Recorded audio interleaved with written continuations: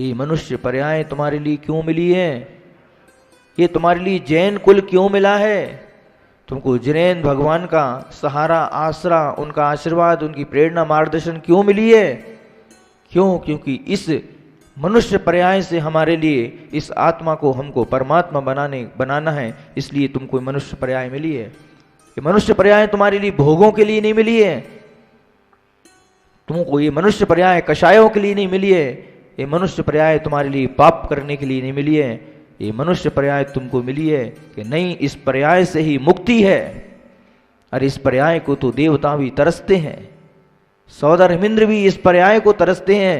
सौदरमिंद्र कहता है कि मेरे को इस संसार की, मेरी पूरी की पूरी स्वर्ग की विभूति ले लो, पूरा का पूरा साम्राज्य ले लो, बस मुझको एक मनुष्य पर्याय मिल जाए। नहीं मिलती बंधुओं, कितनी दुर्लभता से ये पर्याय तुम्हारे लिए मिली है। और उसमें भी क्या है, तुम्हारे लिए जैन कुल मिला है, तुम्हारे लिए जैन धर्म मिला है तुम्हारे लिए। अरे जैन धर्म में भी ठीक है, ऐसे ऐसे व्यक्ति हैं जो मनुष्य पर्याय मिलने के बावजूद भी, ध्यान रखना, ये मनुष्य का त्रिस पर्याय बहुत दुर्लभ है।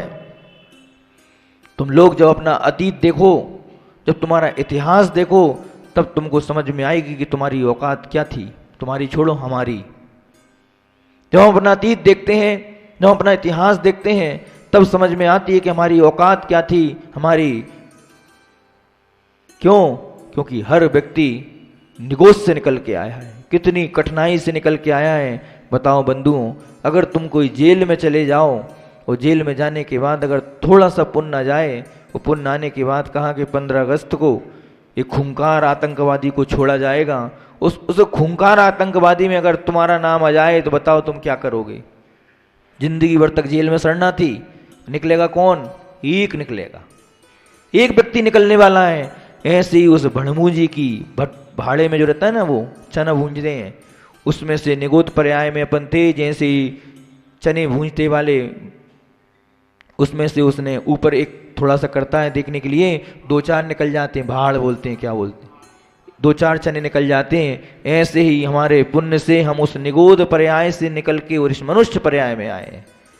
और इस मनुष्य पर्याय में आने के बावजूद अगर बता दो, तुम्हारा जन्म अगर ऐसी जगह हो जाता, ऐसी जगह हो जाता, इजराइल में हो जाता, यूक्रेन में हो जाता, गाजा में, वहां पर हो जाता, फिलिस्तीन में, तो क्या करते बताओ?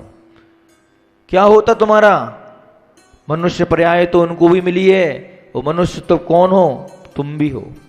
लेकिन देखो दोनों में कितना अंतर है। हर जगह, हर समय, हर क्षण उनको दहशत रहती है मरने और मारने की। लेकिन कितना पुण्य था तुम्हारा लिए कि तुम भारत देश में तुम्हारा जन्म हुआ।